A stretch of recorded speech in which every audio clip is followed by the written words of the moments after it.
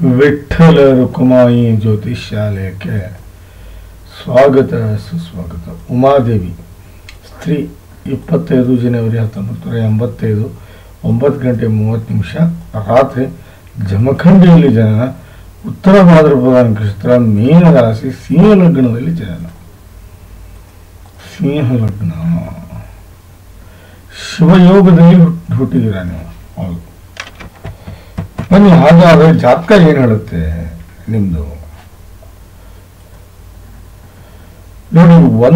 ಒಂದು ನೀವು ನಿಮ್ಮ ವ್ಯಕ್ತಿತ್ವ, 2 ವ್ಯವಹಾರ, 3 ಪರಾಕ್ರಮ, 4 ನಿಮ್ಮ ತಾಯಿ ಹಾಗೂ ಪ್ರಾಪರ್ಟಿ, 5 ವಿದ್ಯೆ, 6 ಕಷ್ಟಗಳು, 7 ದಾಂಪತ್ಯ, 8 ಶತ್ರು, 9 ಭಾಗ್ಯ, 10 ಕೆಲಸ, 11 ಲಾಭ, 12 ವಿದೇಶಿ ಪ್ರಯಾಣ.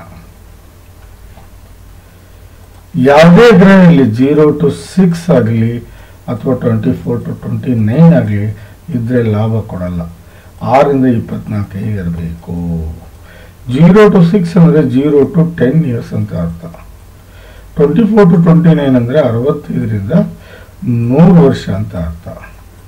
6 ರಿಂದ 24 ಅಂದರೆ 15 ರಿಂದ 60 ವರ್ಷ ಅಂತ ಅರ್ಥ.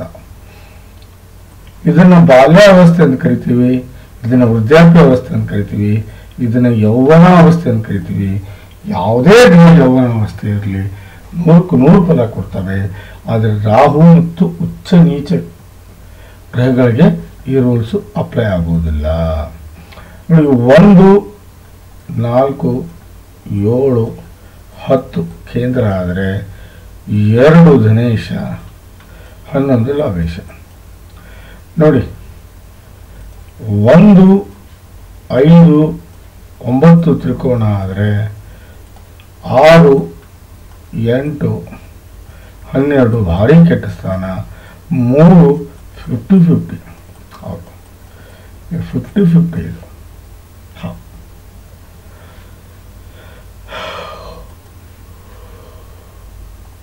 ಸಿಂಹ ಲಗ್ನದ ಯೋಗಕ್ಕೆ ಆರಕ ಗ್ರಹ. 1ನೇದು ಸೂರ್ಯ, 2ನೇದು ಗುರು, 3ನೇದು ಕುಜ, 4ನೇದು ಶುಕ್ರ, ತಾತ್ಕಾಲಿಕ ಮಿತ್ರ ಬುಧ. ರಾಹು ಮತ್ತು ಕೇತು ಅತಿ ದೊಡ್ಡ ವಿರೋಧಿಗಳಾದರೆ ಅತಿ ದೊಡ್ಡ ವಿರೋಧಿ ಚಂದ್ರ ಹಾಗೂ ಶನಿ. ಹೌದು, ಸಿಂಹ ಲಗ್ನದ ಅತಿ ದೊಡ್ಡ ವಿರೋಧಿಗಳು ಚಂದ್ರ ಮತ್ತು ಶನಿ. ನೋಡಿ, ಗ್ರಹಗಳಲ್ಲಿ ನೋಡಿ, ನಿಜವಾಗ್ಲೂ ಹೇಳ್ತೀನಿ, ನಿಮ್ಮ ಮಕ್ಕಳೇ ಆಗ್ತಿರಲಿಲ್ಲ. ಒಂದು ವೇಳೆ ಇವನೇನಾದರೂ ಅಸ್ತಂಗತ ಆಗಲಿಲ್ಲ ಅಂದಿದ್ರೆ ನೆನಪಿಟ್ಕೊಂಡ್ಬಿಡಿ ನೀವು. ಹೌದು, ಗುರು ಏನಾದರೂ ಅಸ್ತಂಗತ ಆಗಲಿಲ್ಲ ಅಂದಿದ್ರೆ ಮಕ್ಕಳು ಆಗ್ತಿರ್ಲಿಲ್ಲ. ನೋಡಿ, ನೀಚ ಅಸ್ತಂಗತ ಆಗಿದ್ದಾನೆ. ವಕ್ರಗತಿ ಯಾರೂ ಇಲ್ಲ. ನೀಚ ಮತ್ತು ಅಸ್ತಂಗತ ಆಗೋನು ಗುರು. ಒಂದು ವೇಳೆ ಅವನು ಅಸ್ತಂಗತ ಆಗಲಿಲ್ಲ ಅಂದ್ರೆ ನಿಮಗೆ ಮಕ್ಕಳ ಬಗ್ಗೆ ಬಹಳ ಕಷ್ಟ ಇತ್ತು.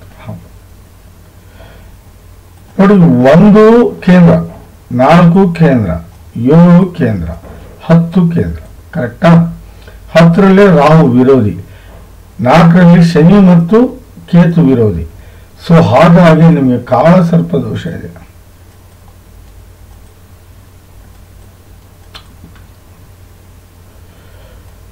ಬಹಳ ಕೆಟ್ಟದ್ರಿ ಇದು ದೋಷ.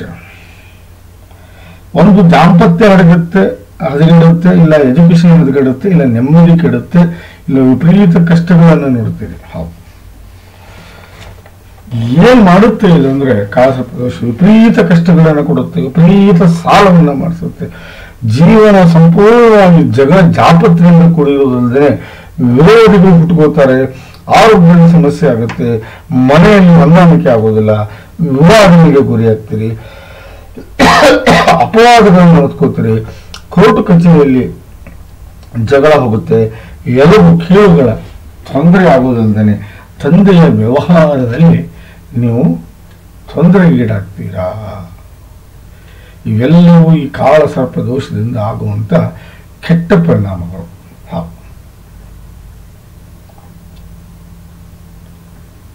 ನಾ ಹೇಳೋದನ್ನ ಅರ್ಥ ಮಾಡ್ಕೊಳ್ಳಿ. ನೀವು ನಾಗ ಪ್ರತಿಷ್ಠಾಪನೆ ಮಾಡ್ಕೊಳ್ಳೇಬೇಕು. ನಾಗ ಪ್ರತಿಷ್ಠಾಪನೆ ಮಾಡ್ಕೊಳ್ಳಿಲ್ಲ ಇಂಪಾಸಿಬಲ್ ರೀ. ಹೌದು ನೋಡಿ, ಇಲ್ಲಿ ಶಪಿತ ದೋಷ ಅಂತ ಕರಿತೀವಿ. 4ನೇ ಮನೆಯಲ್ಲಿ ಶಪಿತ ದೋಷ ಆಗಬಾರ್ದು. ಈ ಮನೆಯ ಸ್ವಾಮಿ ಅಷ್ಟಮದಲ್ಲಿ ಇರೋದ್ರಿಂದ ಇಲ್ಲಿ ಶಪಿತ ದೋಷ ಆಗಿದೆ.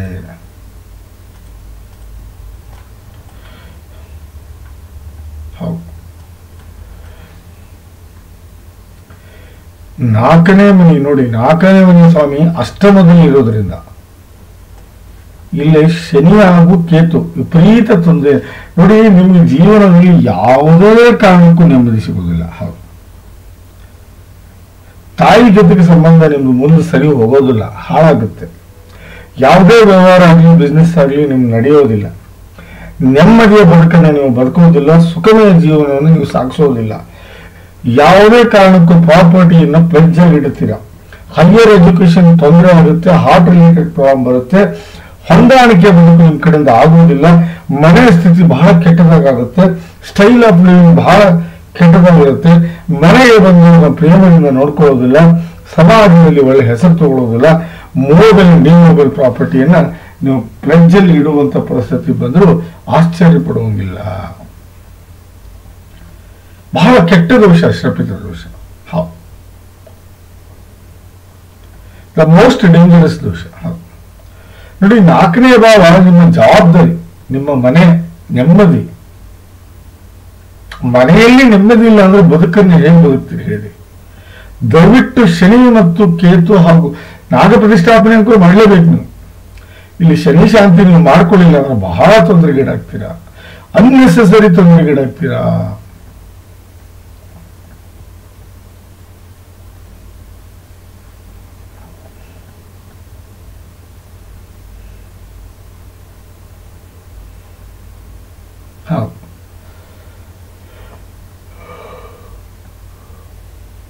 ನೋಡಿ, ಏನಂದ್ರೆ ರಾಹುಕೇತು ಅವ್ರಿಗೆ ಜಾಗ ಇಲ್ಲ, ಮನೆ ಇಲ್ಲ. ಹೇಳ್ತಾರೆ ಒಬ್ಬೊಬ್ರು, ಕೇತುಗೆ ಮೀನ ರಾಶಿ, ರಾಹುಗೆ ಕನ್ಯಾ ರಾಶಿ ಅಂತ. ಸುಳ್ಳು. ಅವರು ಯಾವ ಗ್ರಹದಲ್ಲಿ ಇರ್ತಾರೋ, ಯಾವ ಮನೆಯಲ್ಲಿ ಇರ್ತಾರೋ ಆ ಮನೆಯ ಸ್ವಾಮಿ ಸ್ಥಿತಿ ನೋಡ್ಬೇಕು ಅನ್ನಲ್ಲ. ಆ ಮನೆಯ ಸ್ವಾಮಿ ಸ್ಥಿತಿ ಚೆನ್ನಾಗಿದ್ರೆ ಮಾತ್ರ ಅವರು ರಾಹುಕೇತು ಫಲವನ್ನು ಡಿಸೈಡ್ ಮಾಡಬಹುದು. ಹೌದು, ಇಲ್ಲ ಅಂದ್ರೆ ಇಲ್ಲ ಸರ್.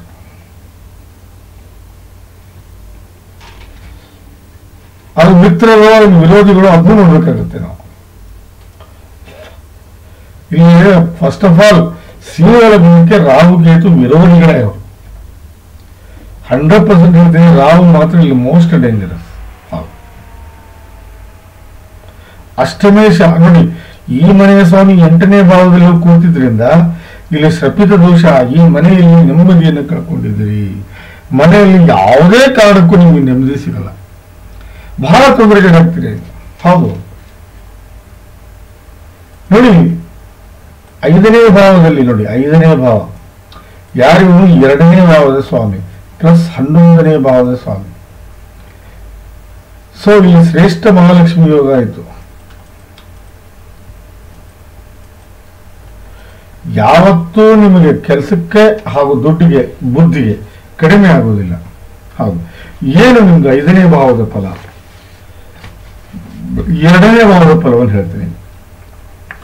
ಒಳ್ಳೆ ವ್ಯವಹಾರಸ್ಥರಿರ್ತೀರಿ, ಒಳ್ಳೆ ಬಿಹೇವಿಯರ್ ಇರುತ್ತೆ, ಒಳ್ಳೆ ಹ್ಯಾಬಿಟ್ಸ್ ಅನ್ನು ಕಲಿತೀರಿ, ಒಳ್ಳೆ ನಡವಳಿಕೆಯನ್ನ ಬೆಳೆಸ್ಕೊಳ್ತೀರಿ, ದುಡ್ಡಿನ ಒಳ ಅರಿವು ಹೊರ ಅರಿವು ವ್ಯತ್ಯಾಸ ಆಗುವುದಿಲ್ಲ, ಸಂಬಂಧಿಗಳಿಗೆ ಸಹಾಯ ಮಾಡ್ತೀರಿ, ಹೊಂದಾಣಿಕೆಯ ಬದುಕನ್ನು ಬದುಕ್ತೀರಿ, ಹಣವನ್ನು ಸೇವ್ ಮಾಡ್ತೀರಿ, ಊಟದ ವಿಚಾರದಲ್ಲಿ ಬಹಳ ಸ್ವಚ್ಛಂದ ಮೆರೀತೀರಿ, ಹೊಂದಾಣಿಕೆ ಬದುಕನ್ನು ಬದುಕ್ತೀರಿ, ಪರಿವಾರದ ಸ್ಥಿತಿಯನ್ನು ಎತ್ತರಿಸಿಕೊಂಡು ಹೋಗ್ತೀರಿ.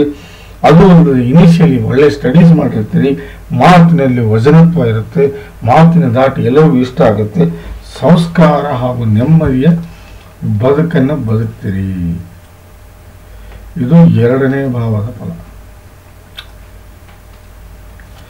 ಅದೇ ರೀತಿ 11ನೇ ಭಾವದ ಫಲ ಅಕ್ಕ ತಂಗಿ ಅಣ್ಣ ತಮ್ಮ ಇವ್ರ ಜೊತೆಗೆ ಹೊಂದಾಣಿಕೆ ಇರುತ್ತೆ, ಜೀವನವನ್ನು ಲಾಭದಲ್ಲಿ ತಗೊಂಡು ಹೋಗ್ತೀರಿ, ಸಣ್ಣ ಪುಟ್ಟ ರೋಗಗಳಿಂದ ದೂರ ಆಗ್ತೀರಿ, ಆಸೆ ಆಕಾಂಕ್ಷೆಗಳನ್ನು ಈಡೇರಿಸ್ಕೊಳ್ತೀರಿ, ತಿರುಗಾಟದಲ್ಲಿ ಲಾಭ ಪಡಿತೀರಿ, ಹಂತ ಹಂತವಾಗಿ ಬೆಳೀತೀರಿ, ಗ್ರೋತ್ ಆಗ್ತೀರಿ, ದುಡ್ಡು ಆಭರಣವನ್ನು ಬೆಳೆಸ್ಕೊಳ್ತೀರಿ, ಹಣವನ್ನು ಸೇವ್ ಮಾಡ್ತೀರಿ, ಬ್ಯಾಂಕ್ ಬ್ಯಾಲೆನ್ಸ್ ಮೇಂಟೈನ್ ಮಾಡ್ತೀರಿ, ಮಿತ್ರರೊಂದಿಗೆ ಒಳ್ಳೆ ಸಂಬಂಧ ಅನುಭವಿಸ್ತೀರಿ, ಇದು 11ನೇ ಭಾವದ ಫಲ. ಅದೇ ರೀತಿ 5ನೇ ಭಾವದ ಫಲವನ್ನು ಪಡಿತೀರಿ. ಒಳ್ಳೆ ಎಜುಕೇಶನ್ ಇರುತ್ತೆ, ಒಳ್ಳೆ ದಾಂಪತ್ಯ ಇರುತ್ತೆ, ಒಳ್ಳೆ ಸೆಕ್ಸುವಲ್ ಇರುತ್ತೆ, ಮಕ್ಕಳು ಬಹಳ ಬುದ್ಧಿವಂತ, ರೀತಿವಂತ ಮಕ್ಕಳು ಹುಡ್ತಾರೆ, ಒಳ್ಳೆ ಟ್ಯಾಲೆಂಟ್ ಇರುತ್ತೆ, ಒಳ್ಳೆ ಪಾಪ್ಯುಲಾರಿಟಿನ ಬೆಳೆಸ್ಕೋತೀರಿ. ಪ್ರೀತಿ ಪ್ರೇಮ ಎಲ್ಲರ ತಂದೆ ತಾಯಿ ಅಣ್ಣ ತಮ್ಮ ಅಕ್ಕ ತಂಗಿ ಎಲ್ಲರ ಪ್ರೀತಿ ಪ್ರೇಮವನ್ನು ಬೆಳೆಸ್ಕೋತೀರಿ. ಒಳ್ಳೆ ಕಾಂಪಿಟೇಷನ್ ಎಕ್ಸಾಮ್ ಅನ್ನು ಪಾಸ್ ಆಗ್ತೀರಿ, ಸುಖ ಶಾಂತಿಯಿಂದ ಬದುಕ್ತೀರಿ, ಕಷ್ಟಗಳನ್ನು ಹೊಡೆದೋಡಿಸ್ತೀರಿ, ಸಾಧನೆಗೆ ದಾರಿ ಮಾಡ್ಕೋತೀರಿ, ಒಳ್ಳೆ ಗುಣಗಳನ್ನು ಬೆಳೆಸ್ಕೋತೀರಿ, ಒಳ್ಳೆ ಪಾಪ್ಯುಲಾರಿಟಿ ಇರುತ್ತೆ, ಒಳ್ಳೆ ಪಬ್ಲಿಕ್ ಇಮೇಜ್ ಇರುತ್ತೆ. ಅದರಲ್ಲಿ ಯಾವುದೇ ಸಂಶಯ ಇಲ್ಲ. ಇದು 5ನೇ ಭಾವದ ಫಲ. ನೋಡಿ, ನಾನು ಹೇಳೋದನ್ನ ಅರ್ಥ ಮಾಡ್ಕೊಳ್ಳಿ. ಇಲ್ಲಿ ಗುರು ಶಾಂತ ಆಗಲಿಲ್ಲ ಅಂದ್ರೆ ಇವ್ಯಾವುದು ನಿಮ್ಗೆ ಒಳ್ಳೆ ಫಲ ಅಲ್ವೇ ಇಲ್ಲ. ಗುರು ಶಾಂತ ಆಗ್ಬೇಕಾದ್ರೆ ಗುರು ಶಾಂತಿ ಆಗದೇನೆ 5 ಮತ್ತು 2 ಮತ್ತು 11ನೇ ಭಾವದ ಫಲವನ್ನ ನೀವು ಪಡೆಯಕ್ಕಾಗಲ್ಲ. ಯಾರ ಜಾತಕದಲ್ಲಿ ಶ್ರೇಷ್ಠ ಮಹಾಲಕ್ಷ್ಮಿ ಯೋಗ ಆಗುತ್ತೋ ಅವ್ರಿಗೆ ಒಳ್ಳೆಯ ತಂದೆ ತಾಯಿ ಅಣ್ಣ ತಮ್ಮ ಅಕ್ಕ ತಂಗಿ ಯಶಸ್ಸು ಆರೋಗ್ಯ ಐಶ್ವರ್ಯ ಕೀರ್ತಿ ಸಕಲ ಸಮರ್ಪಕ ಸಂಪೂರ್ಣ ಫಲವನ್ನು ಅನುಭವಿಸುವುದಲ್ಲದೆ ಒಳ್ಳೆ ಸಂಪತ್ತು, ಒಳ್ಳೆ ಐಶ್ವರ್ಯ, ಒಳ್ಳೆ ಪ್ರಾಪರ್ಟಿ, ಒಳ್ಳೆ ಜ್ಞಾನ ವಿದ್ಯೆ ಬುದ್ಧಿ, ಒಳ್ಳೆ ದಾಂಪತ್ಯ, ಒಳ್ಳೆ ಗಂಡ, ಒಳ್ಳೆ ಮಕ್ಕಳು, ಯಶಸ್ಸು ಕೀರ್ತಿ ಸಾಧನೆ, ಸಮರ್ಥ ಮಾನಸಿಕ ಹಾಗೂ ದೈಹಿಕ ಶಕ್ತಿ, ಸಾಮಾಜಿಕ ಹಾಗೂ ಧಾರ್ಮಿಕ ಮುಖ್ಯ ಕೆಲಸಗಳು, ಮಾನ ಪ್ರತಿಷ್ಠೆ, ಸ್ಥಾನ ಮಾನ, ಆರೋಗ್ಯ, ಆಯುಷ್ಯವನ್ನು ಪಡ್ಕೊಂಡು ಬಹಳ ಎತ್ತರ ಸ್ಥಾನದಲ್ಲಿ ಇರ್ತಾರೆ. 6ನೇ ಮನೆಯಲ್ಲಿ ಸೂರ್ಯ ಬಂದ್ರೆ ಸರ್ಕಾರಿ ನೌಕರಿ ಸಿಗುತ್ತೆ. ನೀವು ಆಲ್ರೆಡಿ ವರ್ಕಿಂಗ್ ಇನ್ ಬ್ಯಾಂಕ್.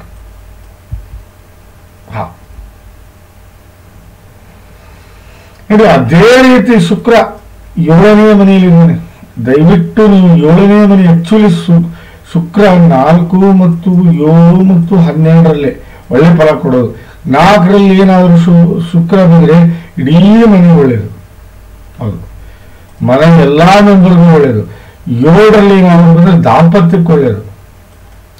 12ರಲ್ಲಿ ಬಂದ್ರೆ ಜಾತಕದಲ್ಲಿ ಹುಟ್ಟಿನಿಂದ ಹಿಡ್ಕೊಂಡು ಕೊನೆಯವರೆಗೂ ದುಡ್ಡು ಪ್ರಾಪರ್ಟಿ ಯಾವತ್ತೂ ಕಡಿಮೆ ಆಗೋದಿಲ್ಲ.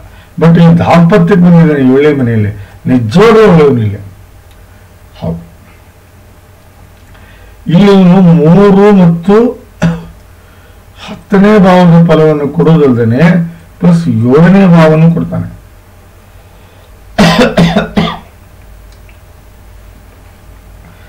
7ನೇ ಭಾವದ ಸ್ವಾಮಿ ಶನಿ ಕೇತು ರೀತಿಯಾಗಿದ್ದಾನೆ. ಹಾಗಾಗಿ ನೀವು ನಾಗಪ್ರತಿಷ್ಠಾಪನೆ ಮಾಡಿಕೊಂಡ್ರೆ 100% ನಿಮಗೆ ಒಳ್ಳೆಯದಾಗುತ್ತೆ. ಅದೆಲ್ಲ ಅಂದ್ರೆ ತೊಂದರೆ ಆಗುತ್ತೆ. ನೋಡಿ, 3ನೇ ಭಾವದ ಫಲ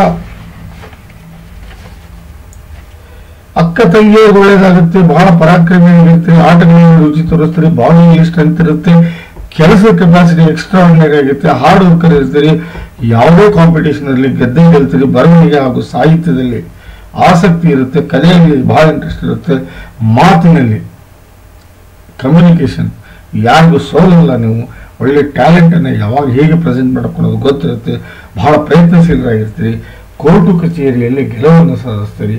ಅದರಲ್ಲಿ ಯಾವುದೇ ಸಂಶಯ ಬೇಡ. ಒಳ್ಳೆ ದಾಂಪತ್ಯವನ್ನು ಅನುಭವಿಸ್ತೀರಿ.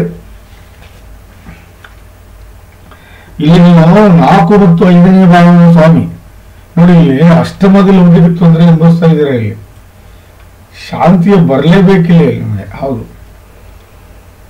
ನೋಡಿ, ಈ ದಾಂಪತ್ಯವನ್ನ ಬಹಳ ಚೆನ್ನಾಗಿ ಅನುಭವಿಸ್ತೀರಿ. ಒಳ್ಳೆ ಗಂಡ ಸಿಗ್ತಾನೆ, ದಾಂಪತ್ಯ ಆಯುಷ್ಯ ದೊಡ್ಡದಿರುತ್ತೆ, ದಿನನಿತ್ಯ ಬರುವ ದುಡ್ಡಿಗೆ ಕಡಿಮೆ ಇರೋದಿಲ್ಲ, ಪಾರ್ಟ್ನರ್ಶಿಪ್ ಬಹಳ ಕ್ಲಿಕ್ ಆಗುತ್ತೆ, ಸೆಕ್ಸುವಲ್ ಬಹಳ ಎಂಜಾಯ್ ಮಾಡ್ತೀರಿ, ದಿನನಿತ್ಯ ನಡವಳಿಕೆ ಎಕ್ಸ್ಟ್ರಾ ಆರ್ಡಿನರಿ ಆಗಿರುತ್ತೆ, ಸ್ವಂತ ಬಿಸ್ನೆಸ್ ಮಾಡಿದ್ರೆ 100ಕ್ಕೆ 100 ಫಲ ಪಡಿತೀರಿ, ಪ್ರೊಫೆಷನಲಿಸ್ಟ್ ಆಗಿದ್ರೆ ಒಳ್ಳೆ ಹೆಸರನ್ನ ಮಾಡ್ತೀರಿ.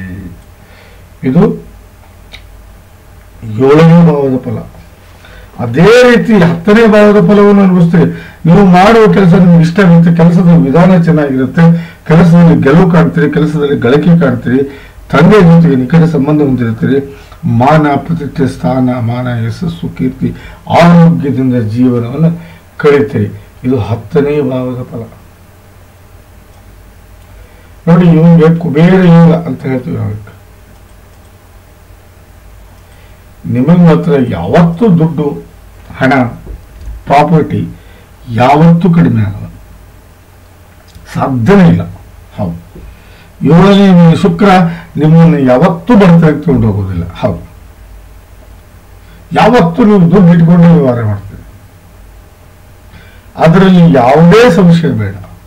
ಯಾರ ಜಾತಕದಲ್ಲಿ ಕುಬೇರ ಗೊತ್ತು, ಒಳ್ಳೆ ತಂದೆ ತಾಯಿ, ಅಣ್ಣ ತಮ್ಮ, ಅಕ್ಕ ತಂಗಿ, ಯಶಸ್ಸು, ಆರೋಗ್ಯ, ಐಶ್ವರ್ಯ, ಕೀರ್ತಿ, ಸಕಲ ಸಮರ್ಪಕ್ಕೆ ಸಂಪೂರ್ಣ ಫಲವನ್ನು ಅನುಭವಿಸುವುದಲ್ಲದೆ ಒಳ್ಳೆ ಸಂಪತ್ತು, ಒಳ್ಳೆ ಐಶ್ವರ್ಯ, ಒಳ್ಳೆ ಪ್ರಾಪರ್ಟಿ, ಒಳ್ಳೆ ಜ್ಞಾನ, ವಿದ್ಯೆ, ಬುದ್ಧಿ, ಒಳ್ಳೆ ದಾಂಪತ್ಯ, ಒಳ್ಳೆ ಗಂಡ ಮಕ್ಕಳು, ಯಶಸ್ಸು, ಕೀರ್ತಿ, ಸಾಧನೆ, ಸಮರ್ಥ ಮಾನಸಿಕ ಹಾಗೂ ದೈಹಿಕ ಶಕ್ತಿ, ಸಾಮಾಜಿಕ ಹಾಗೂ ಧಾರ್ಮಿಕ ಮುಖ್ಯ ಕೆಲಸಗಳು, ಮಾನ ಪ್ರತಿಷ್ಠೆ, ಸ್ಥಾನ ಮಾನ, ಯಶಸ್ಸು, ಕೀರ್ತಿ, ಆರೋಗ್ಯ, ಆಯುಷ್ಯವನ್ನು ಪಡ್ಕೊಂಡು ಬಹಳ ಸುಖಮಯ ಜೀವನವನ್ನು ಸಾಗಿಸ್ತಾರೆ ಅಂತ ಶಾಸ್ತ್ರ ಹೇಳುತ್ತೆ.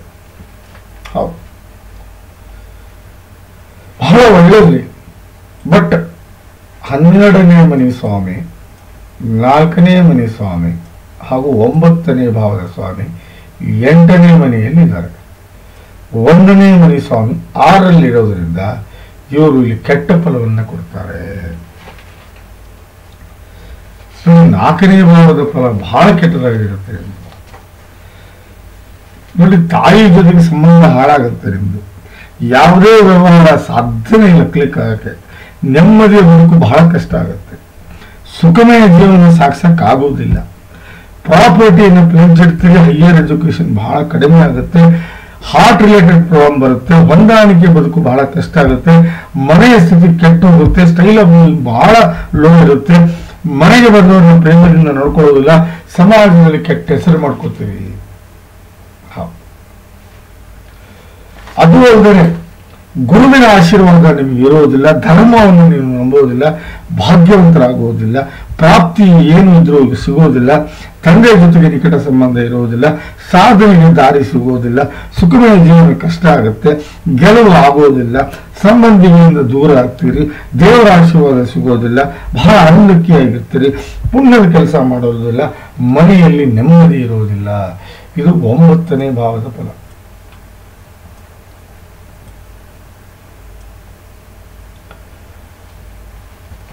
ಅಷ್ಟಮದಲ್ಲಿ ಕುಜ ಬರಬಾರ್ದ್ರಿ. ಯಾರು ಕುಜ ಬರಬಾರ್ದು. ಹೌದು, ವಿಪರೀತ ಕಷ್ಟಗಳನ್ನು ಅನುಭವಿಸ್ತೀರಿ. ಸಾಲವನ್ನು ಮಾಡ್ತೀವಿ. ಜಗಳ ಜಾಪತ್ರದಿಂದ ಜೀವನ ಕೊಡುತ್ತೆ. ಆರೋಗ್ಯದ ಸಮಸ್ಯೆ ಕಾಡುತ್ತೆ. ಮನೆಯಲ್ಲಿ ಹೊಂದಾಣಿಕೆ ಇರುವುದಿಲ್ಲ. ವಿವಾದಗಳಿಗೆ ಗುರಿಯಾಗ್ತೀರಿ. ಅಪವಾದಗಳನ್ನು ಹೊತ್ಕೋತೀರಿ. ಕೋರ್ಟು ಕಚೇರಿ ಅಡ್ಡಾಡ್ತೀರಿ. ಎಲವು ಕೀಳುಗಳ ತೊಂದರೆ ಅನುಭವಿಸ್ತೀರಿ. ತಂದೆಯ ವ್ಯವಹಾರ ಹಾಳಾಗುತ್ತೆ.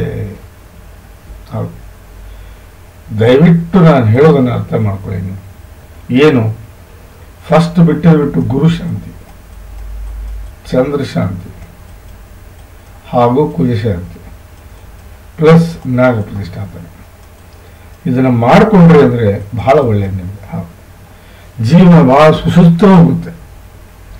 ಗುರು ಚಂದ್ರ ಕುಜ ಶಾಂತಿ ಪ್ಲಸ್ ಶನಿ ಶಾಂತಿನೂ ಆಗ್ಬೇಕು. ನಿಮಗೆ 4 ಗ್ರಹಗಳ ಶಾಂತಿ ಆಗ್ಬೇಕು. ಇಲ್ಲಾಂದ್ರೆ ಅನ್ನೆಸೆಸರಿ ನೀವು ತೊಂದರೆಗೀಡಾಗ್ತೀರಿ. ಉಮಾದೇವಿಯವರೇ ದಯವಿಟ್ಟು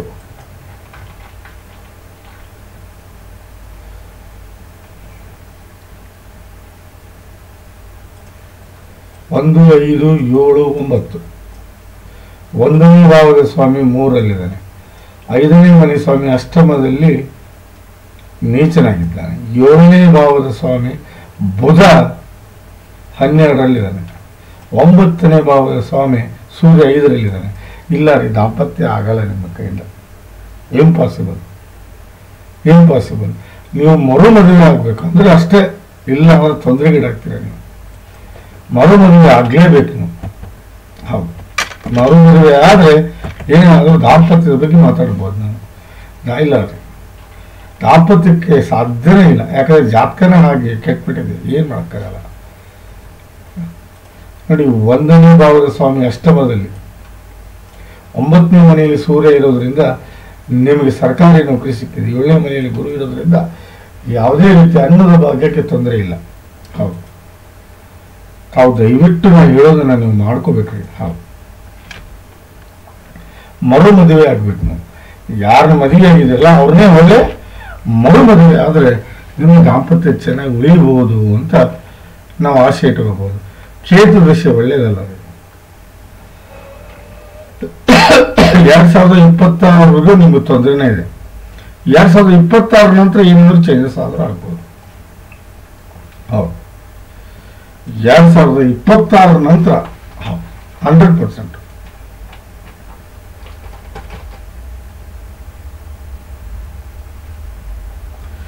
ದಯವಿಟ್ಟು ನ್ಯಾಯ ಪ್ರತಿಷ್ಠಾಪನೆ ಮಾಡಿಕೊಳ್ಳಿ. ದಯವಿಟ್ಟು ಗುರು, ಚಂದ್ರ, ಶನಿ,